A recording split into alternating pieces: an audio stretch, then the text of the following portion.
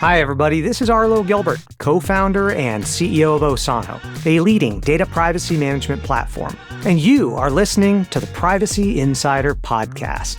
This show explores the past, present, and future of data privacy for privacy and business leaders alike, as well as anyone who wants to keep privacy top of mind. All right, welcome to episode 2 of the Privacy Insider Podcast.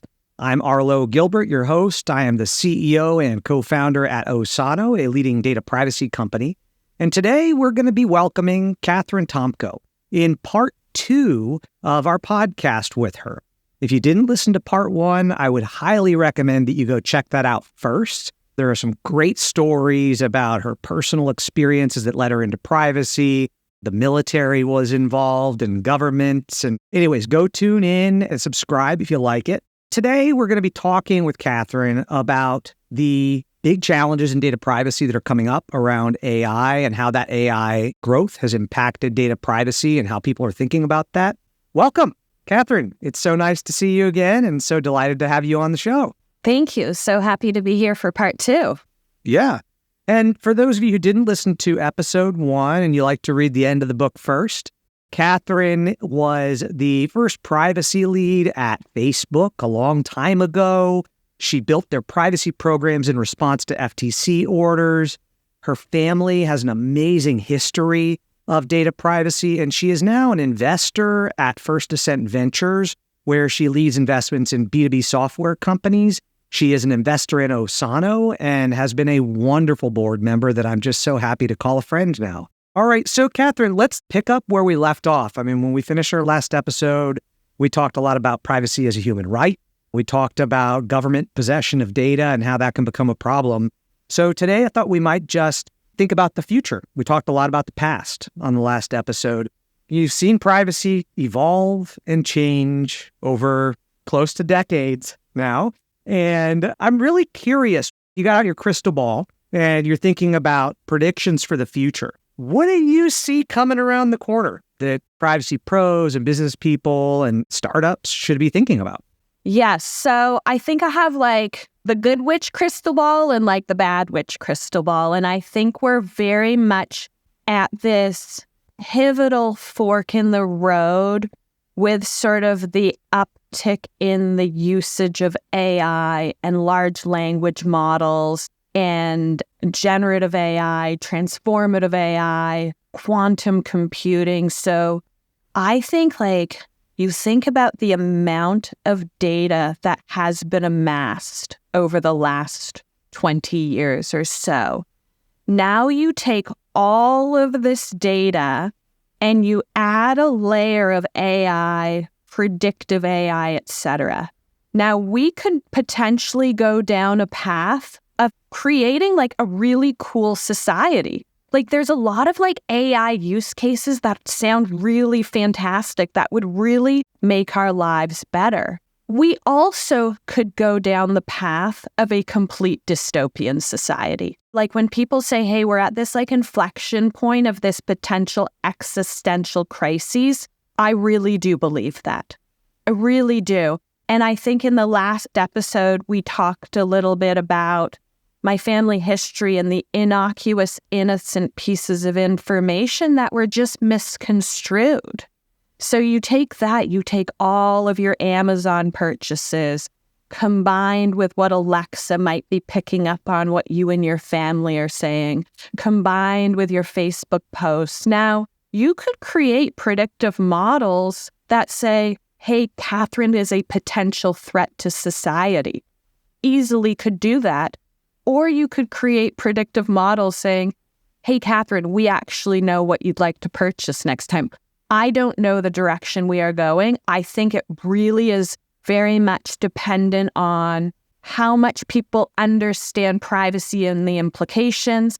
I think Osano is potentially going to do great things for companies with respect to getting their data practice ducks in a row such that we can have more control as end users with respect to where our data ultimately goes and how it's used.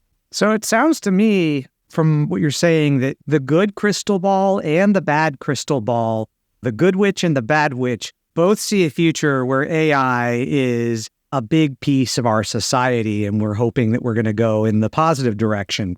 I'm really curious, when you think about AI, and for those in the audience who are not technologists, or maybe you're not super familiar with how AI works, one of the really interesting challenges around AI is that a lot of these models are black boxes.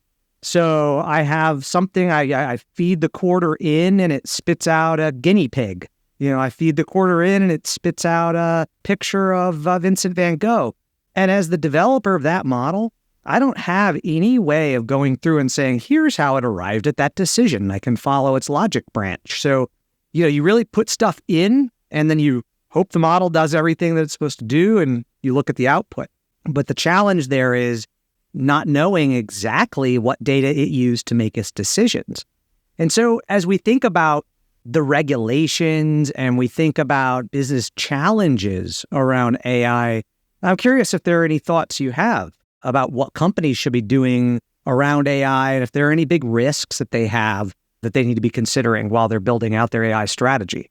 Yeah, I think with respect to the large language models like OpenAI or Llama, you describe them as like these black boxes in the sense of the internet was kind of scraped with respect to sort of feeding these models. And we really have no idea why ChatGPT gives you the answer to the question that you ask. So for that, I don't know. I have watched a few videos on how they built Gen AI models, and oh my gosh, it's complicated. So with respect to the large language models that I know companies want to leverage to add their own data to it, that is risky in my opinion, because while you may be able to have control over your own data, you really have no idea what OpenAI did with respect to creating that large language model. So I have seen that there are companies coming out that are attempting to build large language models, really understanding the data that is in the model, really understanding permissions, consent, really anonymizing the data. So I have seen a couple of companies that are saying, okay, we understand the risk of these large language models, potential hallucinations, etc. Let's take a new approach of actually building these LLMs privacy first. Now, who knows which direction I'm hopeful about them. But in terms of recommendations for companies, you really need to understand the data that you have. You have to understand data sources. You need to understand where the data is coming, what lawful basis you have to process the data. Can you feed the data into a model, for example? Do you have permission to?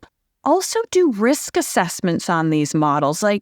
Think through what are the potential use cases, both good and bad, of these models. It was similar to when I was at Facebook and we would sit in conference rooms and be like, okay, if you wanted to launder money on our platform, how could you do it?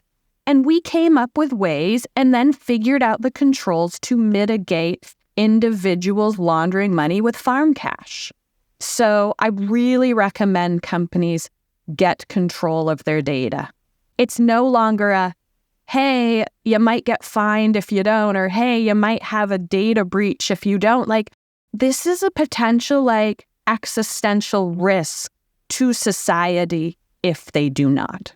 Yeah, I agree with you 100% on that. You mentioned something that if you're a privacy pro, you probably heard some of those key phrases, but if you're a business person or you're just a lay person learning about privacy today, you talked about consent. And one of the interesting things about consent is that it's supposed to be for a specific purpose. So I want to hear your personal take on how does that work if I'm taking data that you gave to me and I'm using it to train a model that trades stocks and you never said that was okay? How does that work? Well, I think this is going to be the big challenge is from a privacy perspective and sort of taking the existing privacy frameworks, laws, and regulations, I have yet to see how that actually applies to AI models. You're absolutely right. When you give consent to an organization to use your data, they are supposed to tell you the specific cases that your data is going to be used for. If your data is fed into these models, the potential use cases are who knows how many. So I have yet to understand how you actually could give consent to have your data used, unless you're like, hey, no big deal, you can take my data and I understand that it might be used for a million different things. But I don't know any individual who is thoughtful about the risks around this saying, yes, this is great. So from my perspective, don't put personally identifiable information into models. That being said, I am not a software engineer and I am not a data scientist. So in terms of building and deploying models, I don't understand if leveraging PII is critical. Based on those that I've spoken to, a lot of them are like, you don't really need to do that. Yeah. Well, that's positive. And then I went and attended the IAPP AI conference that they held in Boston 4 months ago, something like that.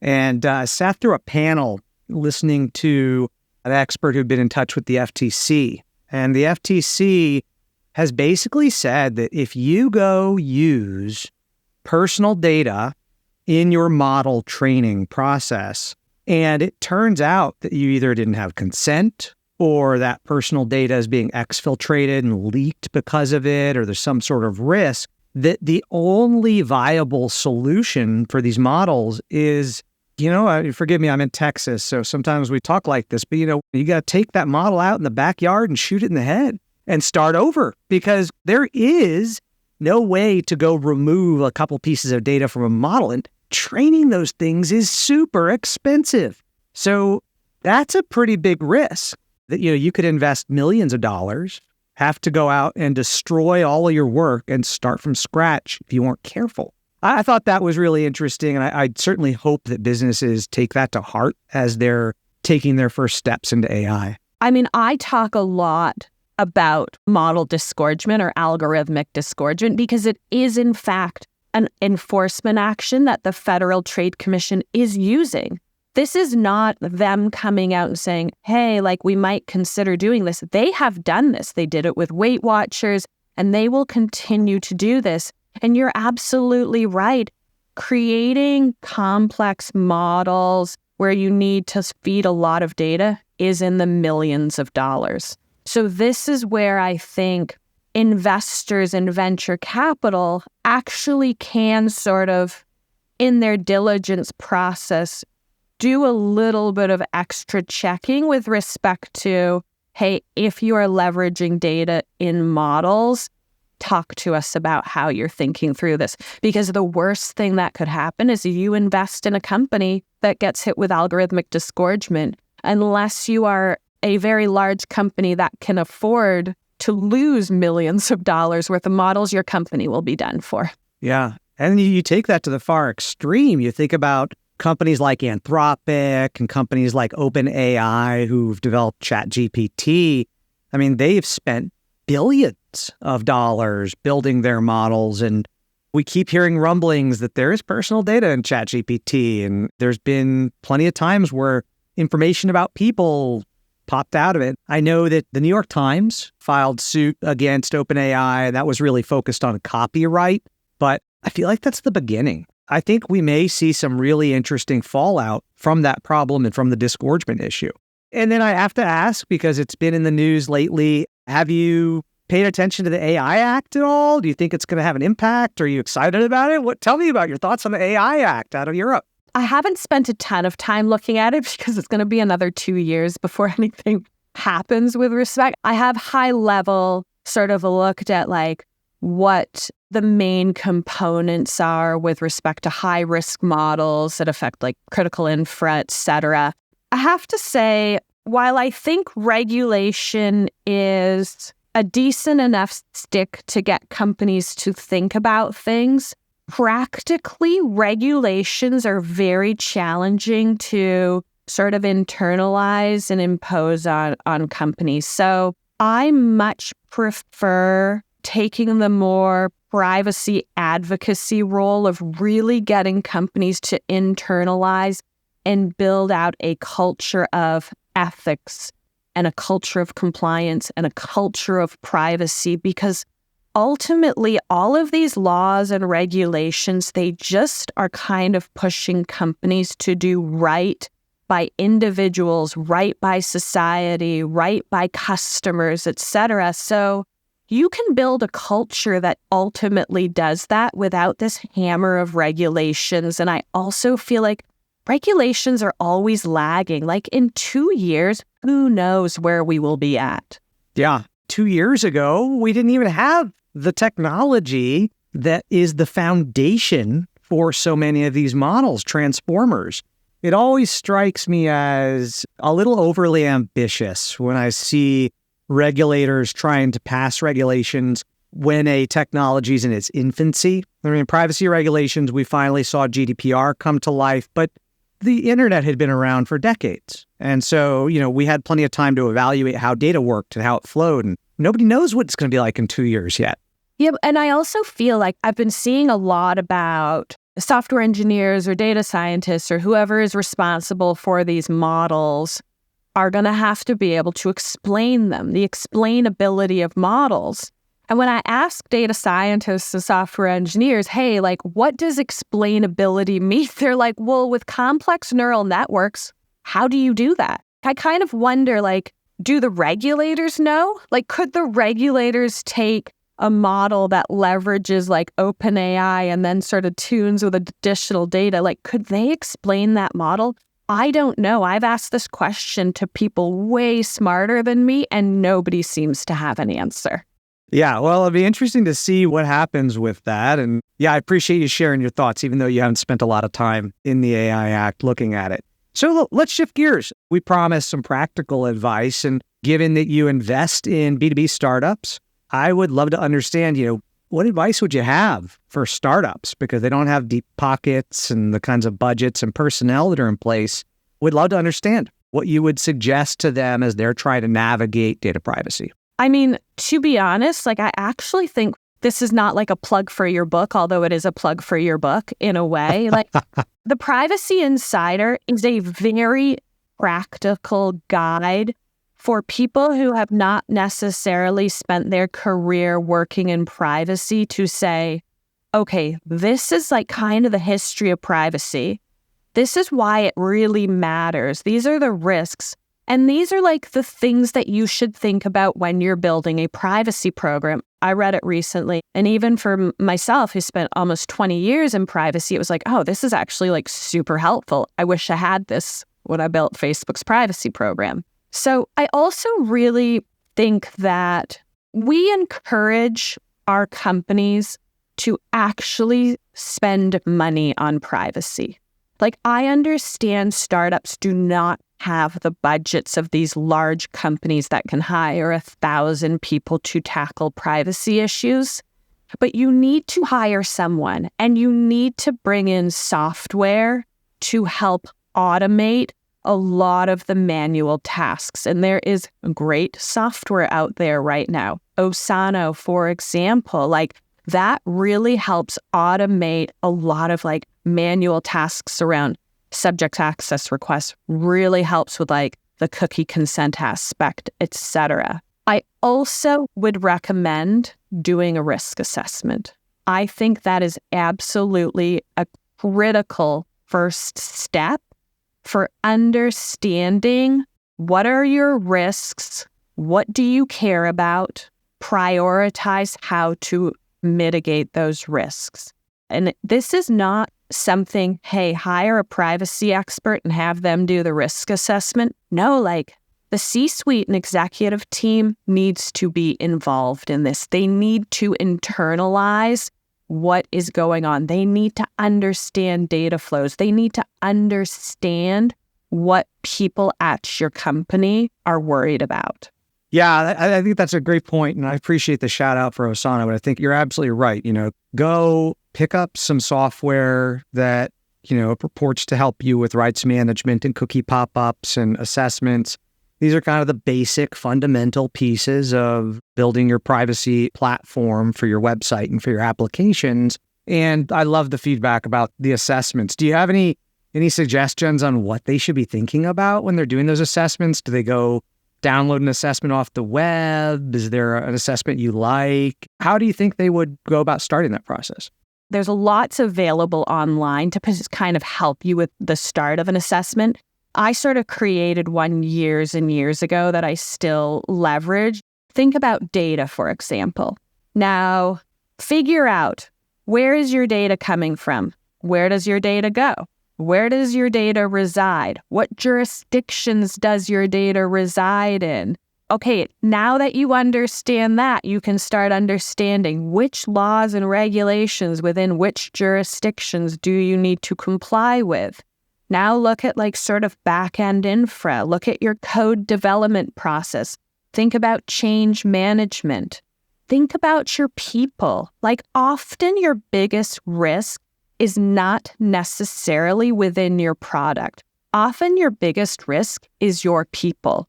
Your people with respect to sharing unencrypted emails with lists of customer data, just emailing it who knows where, or saving files on laptops and then leaving the laptops in their car, which get broken into. And really also understanding, how do you train your people? How do you create a culture where people feel comfortable bringing risks to the table? I sat in so many postmortems from various breaches, and there was never one where an individual was sitting there going, thought this might happen. Every single one. There was one person that's yeah, I saw this happening. Well, why didn't you say anything?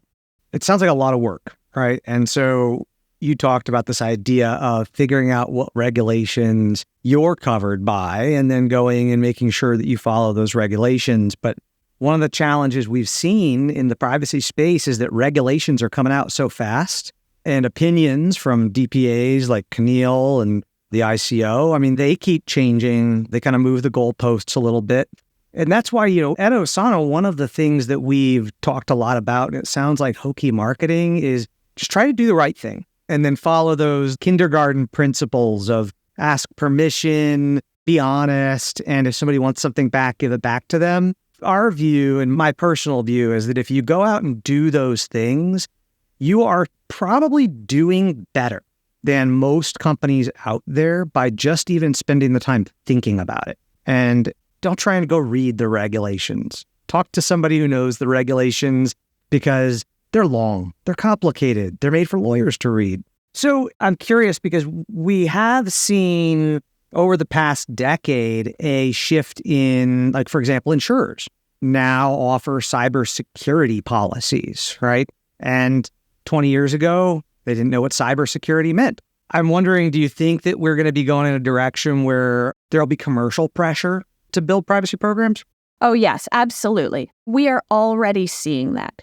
Companies that have more risky data practices, it is becoming more and more challenging for them to get cyber insurance. I think Marsh actually came out with a really interesting report on this, and they actually highlighted the various jurisdictions and the risks that made them more and more concerned about insuring. And then you think about, well, given the uptick in ransomware attacks, you have a risky privacy strategy that you don't have a lot of controls over. You have a lot of data.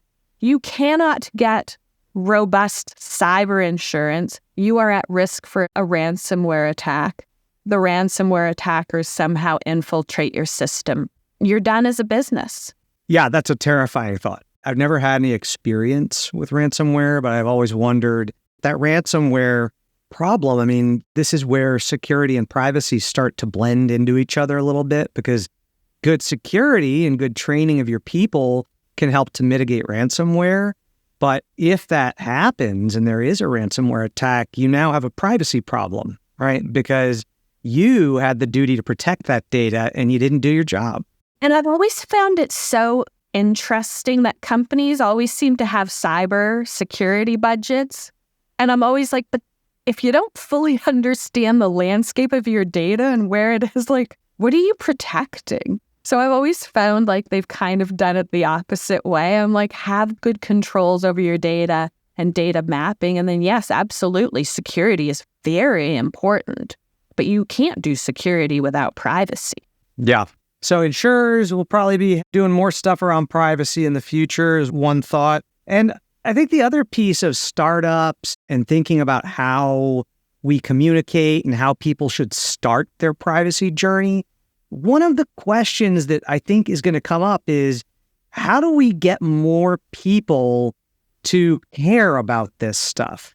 And I'll tell you, so when we started Osano, I didn't know at the beginning whether we would be a consumer product or whether we would be a product for businesses. And one of our investors in the very first round, before we had even a line of code written, he was like, I just don't think anybody cares.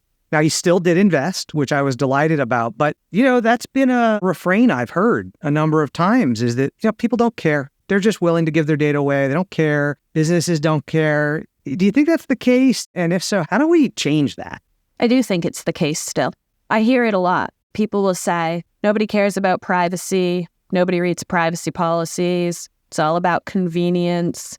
Until people are thrown in jail, like nobody's actually going to do anything. In terms of what we do to change that, that's $1 million question. I've been working on it for 20 years, and I still feel like, for the most part, if you said to someone, do you care about your personal privacy? Most people would say, I don't know, yes, maybe I do, but there's already so much data out there about me, and it's just so overwhelming, I don't even know what to do.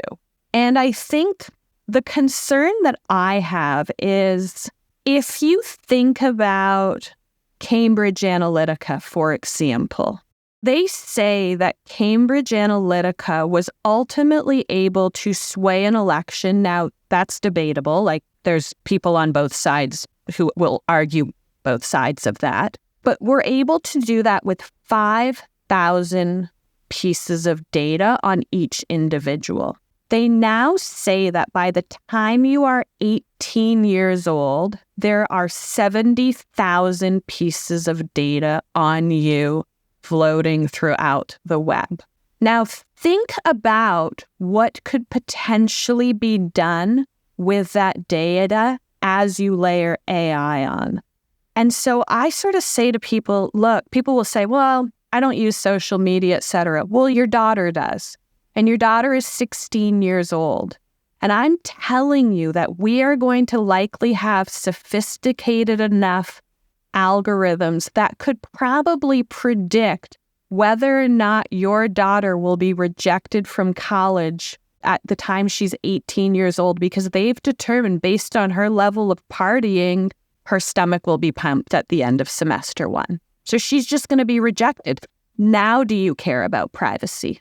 Yeah, kind of like we were talking about. I mean, everybody cares about privacy. They just don't know how to frame it. Just like everybody else. At midnight, sometimes I'm standing in front of the fridge, taking a drink out of the orange juice container when my wife wants me to put it in the cup. And, I'm looking around. I'm like, okay, honey, you're not looking. So I'll go ahead and drink out of that. But, we behave differently when we know that people are looking or that there may be information about what we're doing that gets out. And if I had an inkling that the world would know that I drink orange juice out of the jar, I probably wouldn't do it. And I think everybody has that. And I wonder sometimes if, and this is kind of a sad, dark thought, but I kind of sometimes wonder if privacy isn't one of those fundamental rights that people don't appreciate until it's taken away and it's too late, right? Because by the time we end up with a society like China, where every street corner has facial recognition and they're assessing credit scores based on the social good you've contributed, I don't know, that sounds pretty scary. And I think by the time you get there, it's too late. Yeah, I absolutely agree with you. But it's crazy to me in a way because we can look back on what happened in Eastern Europe. It wasn't that long ago. We can look at China, but yet here in America, where we have incredibly bright minds and the ability to create really amazing technology, we still are sort of putting the profits over everything else. And data is very, very valuable. Yeah, I mean, that's where the saying, and it was about 5-10 years ago, data is the new oil, was the phrase we kept hearing. And at the time, I thought it was probably right. But now looking back, it's like, oh, yeah, for sure. I mean, especially in the context of AI, that data that you have is valuable to somebody. Thank you for joining the podcast, because this is also an effort to educate and teach people about their rights and about how they should do things and why they should do things. And we've certainly taken the approach of try to convince businesses that becoming a trusted brand or remaining a trusted brand is going to be impacted by their privacy programs. So look, we have gone a little bit over, and I am so grateful for you having come and spent the time with us for 2 episodes. Really do appreciate it. And just as kind of a refresh, we talked about GDPR and how AI is going to impact privacy.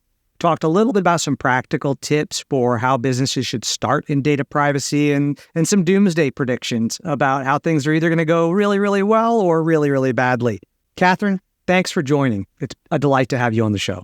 Thank you, Arlo. It's been so fantastic chatting with you about something that is very near and dear to my heart.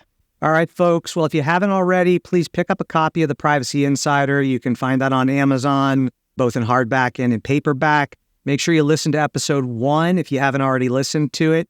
And tune in soon for our next episode of Privacy Insider, where we will talk about what's happening in the world of data privacy, why you should care, and how it might impact you. So have a wonderful day, and thanks for listening. Thank you for listening to this episode of the Privacy Insider podcast. You can find a full transcript of this episode and any show notes at osano.com. That's www.osano.com. And while you're there, get access to an excerpt of my book, The Privacy Insider: How to Embrace Data Privacy and Join the Next Wave of Trusted Brands, which is now available on Amazon for purchase. Until next month, take care. And remember, data privacy is a fundamental human right, y'all.